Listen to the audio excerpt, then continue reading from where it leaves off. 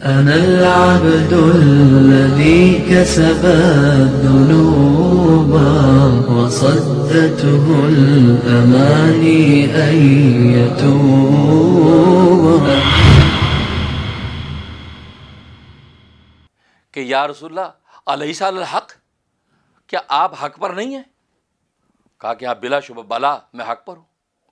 تو اگر آپ حق پر ہیں تو پھر یہ چھپ چھپ کے عبادتیں کیوں؟ یہ چھپ چھپ کے یہ زید بن ارقم گھر کے اندر چھپ چھپ کے دعوتیں کیوں؟ چھپ چھپ کے ہدایت کے سبق کیوں؟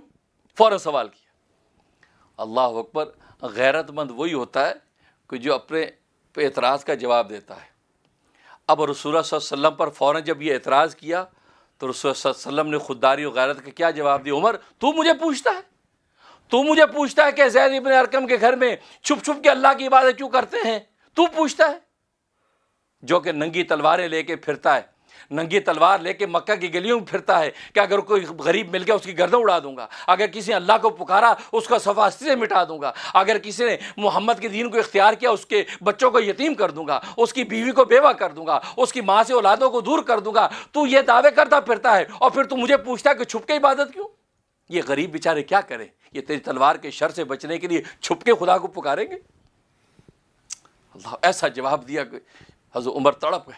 کہا کہ اللہ کے رسول آج کے بعد اللہ کی نماز اللہ کے گھر کے اندر ہوگی، دنیا کی کوئی طاقت اس کو روک نہیں سکتی. کوئی مائی کا لال ہے تو دیکھنے کے کون ہے. آئیے 2 صفیں بنا دی.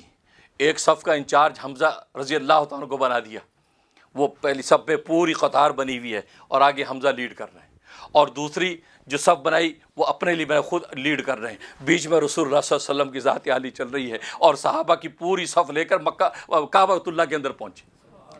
کعبۃ اللہ میں جب پہنچے ہیں تو وہاں سب مشرکین مکہ حیران، سرداران قریش بیٹھے ہیں.